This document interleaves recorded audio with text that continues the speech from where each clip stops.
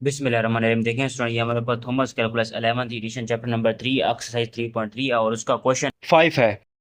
तो देखें स्टूडेंट, ये हमारे पास एक्सरसाइज 3.3 है, derivative as a rate of change. अगर आप थॉमस कैलकुलस का 11th एडिशन के अलावा कोई और एडिशन स्टडी करते हैं तो आप उस सेक्शन का नाम, जिस तरह से इस सेक्शन 3.3 का नाम है derivative as a rate of change, तो आप उस सेक्शन का नाम देखें, फिर उस सेक्शन के नाम को मेरे चैनल की प्लेलिस्ट में जाकर ढूंढें कि उस सेक्शन का नाम कहाँ पर पड़ा हुआ है, फिर वो जो भी एक्सरसाइज बनती है आप उसको स्टडी करें। ठीक है।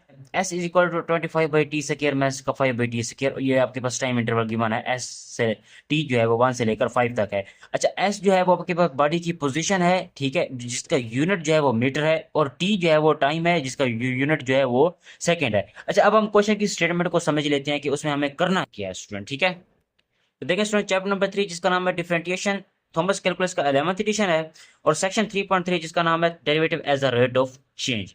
आज हम एक्सरसाइज 3.3 के क्वेश्चन नंबर 5 to 6 को डिस्कस करने वाले हैं स्टूडेंट। ठीक है।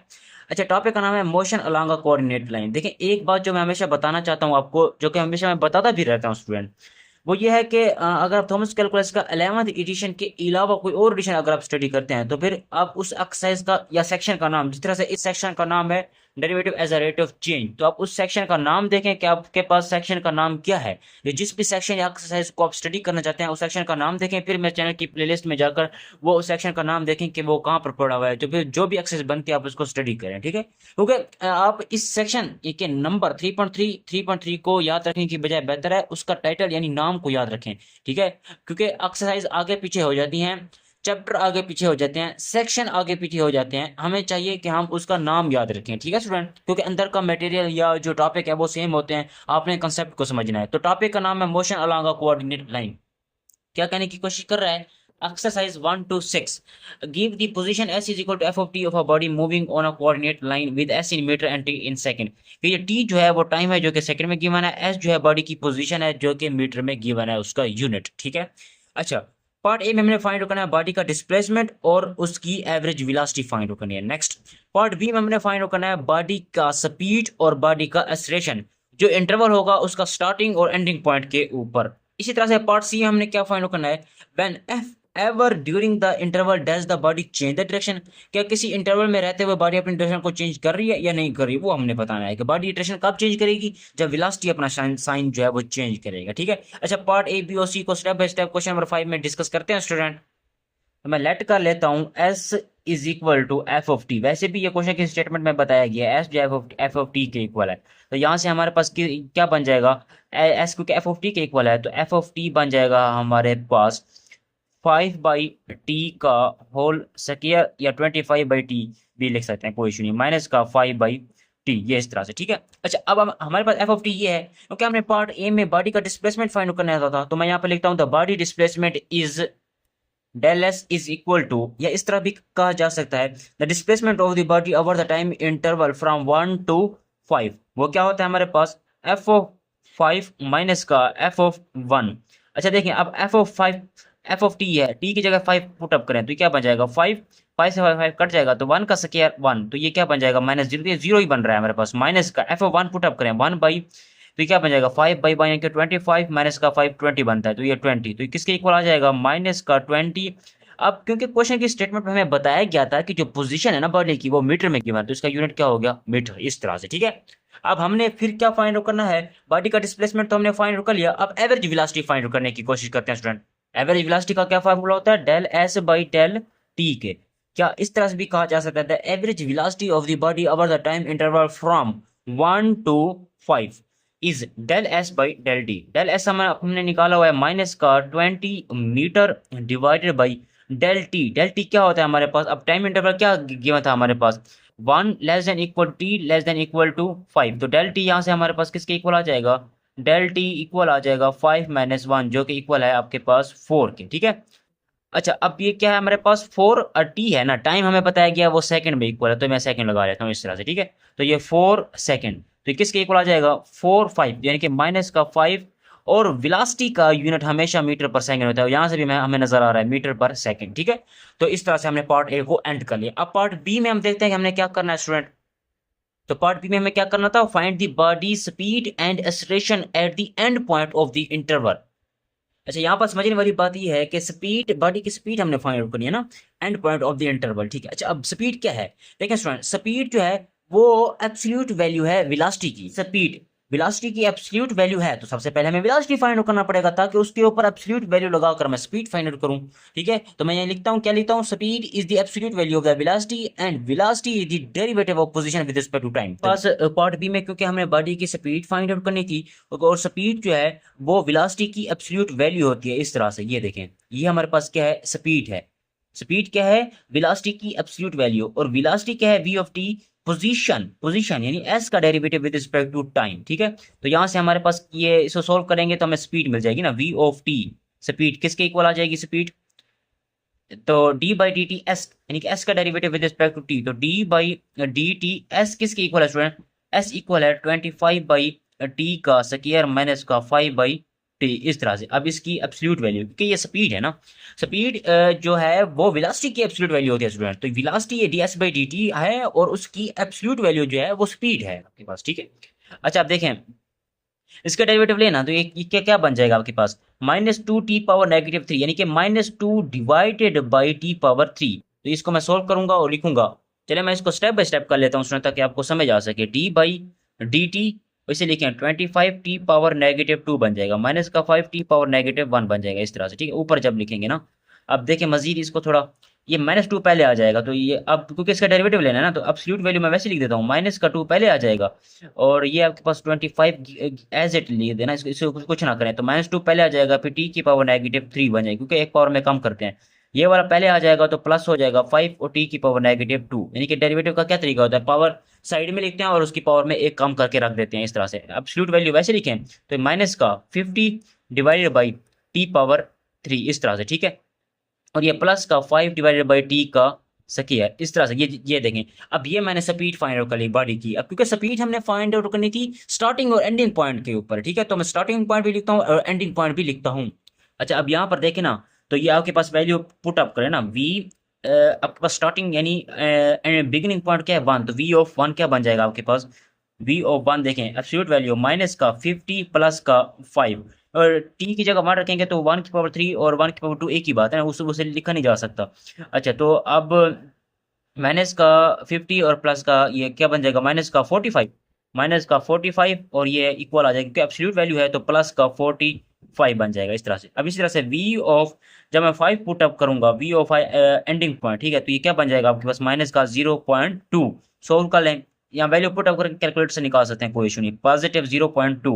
अच्छा, आप देखें स्टूडेंट, तो ये क्योंकि वेलोसिटी है ना, वेलोसिटी है इसके अंदर, ठीक है, क्योंकि एब्सोल्यूट वैल्यू ले ली तो आपके पास क्या, किसकी इक्वल आ गई, स्पीड आ गई, और स्पीड का यूनिट क्या होता है, मीटर पर सेकंड, मीटर पर सेकंड। क्यों, क्योंकि देखें ना स्टूडेंट, आपके पास ये क्या है, एस पोजीशन का डेरिवेटिव डिवाइडेड बाई टाइम का डेरिवेटिव। अब देखें पोजीशन क्या है, ठीक है, हमें पता है वो गिवन है क्योंकि मीटर में है, तो ये मीटर आ गया, और डिवाइडेड बाई टाइम, टाइम को गिवन है सेकंड में, उसका यूनिट तो सेकंड आ गया, तो मीटर पर सेकंड हो गया, ठीक है। नेक्स्ट हम बॉडी की एक्सेलरेशन फाइंड आउट, इसी तरह से देखें बॉडी की एक्सेलरेशन, ए ऑफ टी क्या होता है, d v by D t, जो अब बॉडी का एक्सेलरेशन होता है हम उसे डिनोट करते हैं ए ऑफ टी से, वो इक्वल होता है वेलोसिटी का single derivative with respect to t, या आपके पास पोजीशन का डबल डेरिवेटिव होता है विद रिस्पेक्ट टू टी। अगर पोजीशन एस का डेरिवेटिव लेंगे तो टी के रिस्पेक्ट डबल डेरिवेटिव लेना पड़ेगा, अगर वी का डेरिवेटिव ले रहे हैं तो फिर टी के रिस्पेक्ट उसका सिंगल डेरिवेटिव लेना पड़ेगा। तो ये बॉडी का एक्सेलरेशन है, ठीक है। प्रीवियस वीडियो में मैंने दोनों करके दिखाए थे आपको, d by D t, v की वैल्यू पुट अप कर दी मैंने, जो वी ऑफ टी हमने निकाला था वो मैंने पुट अप करके रख दिया। अब इसका डेरिवेटिव लेंगे तो ये बन जाएगा 150 divided by t power 4 minus का 10 डिवाइडेड बाई टी पावर 3।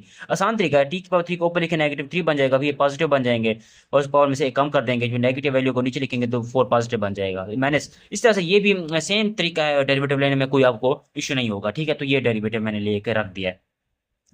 अब क्योंकि बॉडी का सिलेक्शन हमने फाइंड आउट कर लिया, स्टार्टिंग पॉइंट पर फाइंड करना है, अब एंड पॉइंट पर फाइंड आउट करना है। ए ऑफ 1, ये आपके पास इंटरवल गिवन था, ए ऑफ 1 क्या बन जाएगा आपको देखें, ये 150 डिवाइडेड बाई 1 पावर 4 माइनस का 10 डिवाइडेड बाई 1 पावर 3, तो एक ही बात है, तो ये बन जाएगा हमारे पास 140, 150 में से 10 को सब्ट्रैक्ट करें ना, 140 बन जाएगा। इस तरह से इसको ए ऑफ 5 निकालेंगे तो ये 5 की पावर 4 और 5 की पावर 3 सोल्व करेंगे तो 0.16 बन जाएगा इसका। अब एक्सेलरेशन है ना, तो इसका यूनिट क्या होता है, मीटर पर सेकंड स्क्वायर, एक्सेलरेशन का यूनिट होता है मीटर पर सेकंड स्क्वायर। कैसे? क्योंकि वी हमारे पास किसके इक्वल था? मीटर पर सेकंड में गिवन था ना, पीछे हमें लिखा है वी, जो कि आपके पास स्पीड या जो वेलोसिटी है वो आपके पास मीटर पर सेकंड में है, और टी जो ऑलरेडी सेकंड में होता है, हमें पता है टाइम, तो मीटर पर सेकंड और अगेन सेकंड, तो फिर मीटर पर सेकंड स्क्वायर बनता है। ठीक है, दूसरे अल्फाज में इस तरह से भी ठीक है।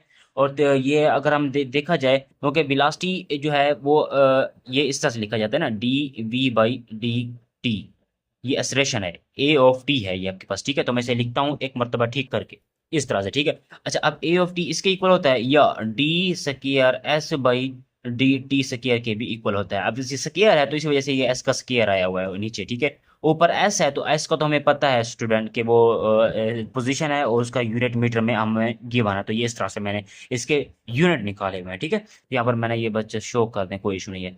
अच्छा अब नेक्स्ट आप पार्ट सी को स्टेप बाय स्टेप देखते हैं कि उसमें हमने क्या करना है। पार्ट सी को देखें स्टूडेंट।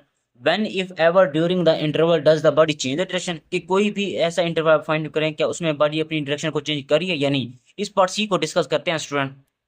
तो देखें स्टूडेंट, ये हमारे पास पार्ट सी है, इसके लिए मैंने एक पैराग्राफ लिख के रखा हुआ है कि जो बॉडी की वेलोसिटी है ना, वो उसकी मोशन की डायरेक्शन बता दिया। बॉडी की वेलोसिटी किस तरह से, velocity is positive when the body is moving forward, velocity negative होगी जब बॉडी बैकवर्ड मूव करेगी। ठीक है, अच्छा एक और बात, मेन बात हमें यहाँ से स्टार्ट होती है स्टूडेंट। ठीक है, the body change the direction, यही चीज हमें बतानी थी ना पार्ट सी में, कि बॉडी अपनी डायरेक्शन कब चेंज करती है। Body change the direction when the velocity change the sign, कि वेलोसिटी जो है साइन जब चेंज करेगी तब उसी टाइम बॉडी जो है अपना डायरेक्शन को चेंज करेगी। ठीक है, let's analyse the sign of velocity v of t in the time interval. जो टाइम इंटरवल 1 से लेकर 5 तक गिवन था ना हमें, उसमें हम अपने वेलोसिटी का साइन यानी पॉजिटिव या नेगेटिव को एनालाइज करते हैं, तजजिया करते हैं उसका। Let's first find the zero of the velocity function V of T is equal to zero.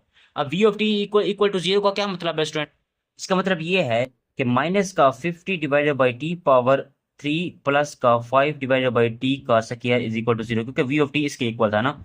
अब इसको थोड़ा मजीद सिंप्लीफाई करने की कोशिश करें तो ये देखें। अच्छा अब 1/t स्क्वायर मैं कॉमन निकाल लेता हूँ। ठीक है, 1/t पावर 2 मैंने कॉमन निकाल लिया, माइनस का 50 और ये आपके पास डिवाइडेड बाई टी बन जाएगा एक, प्लस का 5 इज इक्वल टू जीरो। ये टी स्क्वायर यहाँ पर जीरो के आकर खत्म हो जाएगा ना, तो ये माइनस का 50 डिवाइडेड बाई टी प्लस का 5 इज इक्वल टू जीरो, ये नीचे टी है। ठीक है स्टूडेंट, अच्छा मजीद इसे थोड़ा और सॉल्व करने की कोशिश करते हैं, तो ये बन जाएगा आपके पास 5 is equal to 50 divided by t, यानी कि 50 इज इक्वल टू 5t।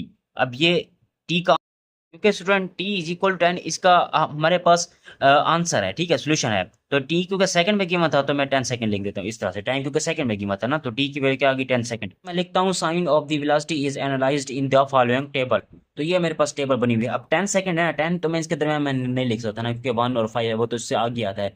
तो इसका मतलब है फिर 1 और 5 के दरमियान जो मर्जी मैं t की वैल्यू पुट अप करूँ वी और टी के दरमियान, तो फिर मैं उसमें चेक कर सकता हूँ कि मेरा वेलोसिटी का साइन चेंज हो रहा है या नहीं हो रहा। ठीक है, तो मैं यहाँ पर रफ में करके देखता हूँ एक मरतबा दोबारा, कि हमारे पास टाइम इंटरवल कौन सा गिवन है, 1 less than equal to t, t less than equal to 5। ठीक है, टी 5 से ज्यादा और 1 से कम नहीं हो सकता। ठीक है, और वी ऑफ टी हमारे पास किसके इक्वल गिवन था, वी ऑफ टी जो है वो हमें पता है माइनस का 50 डिवाइडेड बाई टी पावर 3 और ये प्लस का 5 डिवाइडेड बाई टी पावर 2, ये इस तरह से। अब मैंने साइन को एनालाइज करना है। मिसाल के तौर पर मैं 1 पुट अप करूं, 1.5 पुट अप करूं, 2, जो मर्जी मैं टी की 1 और 5 के दरमियान वैल्यू को पुट अप करूं, और इसमें मैं साइन चेक करना चाहता हूं कि साइन कौन सा है मेरे पास। ठीक है स्टूडेंट, और चेंज हो रहा है या नहीं हो रहा। अब मिसाल के तौर पर 1.5 के ऊपर मैं चेक करना चाहता हूँ साइन कौन सा है, माइनस का 5 डिवाइडेड बाई 1.5 और उसकी पावर 3।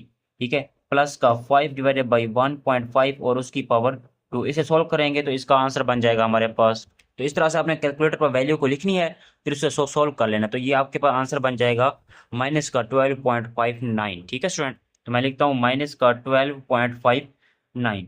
ठीक है, तो ये नेगेटिव में आ गई। इसी तरह से आप 2 के ऊपर चेक करें, 2.5 के ऊपर चेक करें, 3, 3.5, 4, 4.5, इसके ऊपर आप वैल्यू को चेक करें, हमेशा आपके पास वैल्यू जो है वो नेगेटिव ही रहेगी स्टूडेंट। ठीक है स्टूडेंट, अच्छा एक और रैंडम वैल्यू मैंने 1 से लेकर 5 के दरमियान 3.5 उठा लिया। ठीक है, उसके ऊपर मैं साइन चेक करना चाहता हूँ, वैल्यू मैंने पुट अप कर दी। ठीक है, इसमें टी की जगह 3.5 पुट अप कर दिया, उसमें मैंने कैलकुलेटर में वैल्यू पुट अप की, सोल्व किया, तो मेरे पास आंसर आ गया माइनस का 0.57। ठीक है स्टूडेंट, तो मैं यहाँ पर लिखता हूँ माइनस का 0.57, जो कि अगेन नेगेटिव है। मतलब ये हुआ जो मर्जी 1 और 5 या इसके दरमियान जो मर्जी वैल्यू उठाओगे, आपके पास वेलोसिटी का साइन हमेशा नेगेटिव ही रहेगा, कभी भी वेलोसिटी अपना साइन चेंज नहीं कर रही। ठीक है, तो यहाँ से हमें क्या पता चला कि 1 और 5 के दरमियान या इसी इनके ऊपर ही वेलोसिटी का साइन कभी भी चेंज नहीं हो रहा। तो इसका मतलब है जब वेलोसिटी का साइन चेंज नहीं हो रहा, तो इसका मतलब ये हुआ कि बॉडी अपनी डायरेक्शन भी कभी भी चेंज नहीं करेगी इस इंटरवल 1 और 5 के दरमियान या 1 और 5 में रहते हुए। That velocity does not change the sign on the interval 1 to 5, we can conclude that body does not change the direction. ये इस तरह से। ठीक है स्टूडेंट, तो यहाँ तक हमारे पास क्वेश्चन नंबर 5 एंड होता है स्टूडेंट। तो क्वेश्चन नंबर 6 स्क्रीन के ऊपर आपको शो हो रहा होगा, वो भी बिल्कुल सेम इसी मेथड से सॉल्व होगा स्टूडेंट। तो मिलते हैं नेक्स्ट वीडियो में। चैनल के ऊपर नए आए हैं तो कैंडिल चैनल को जरूर सब्सक्राइब करें, कमेंट करें कि आपको ये क्वेश्चन समझ आया है या नहीं। ठीक है स्टूडेंट, तो नेक्स्ट वीडियो में मिलते हैं। अल्लाह हाफिज़।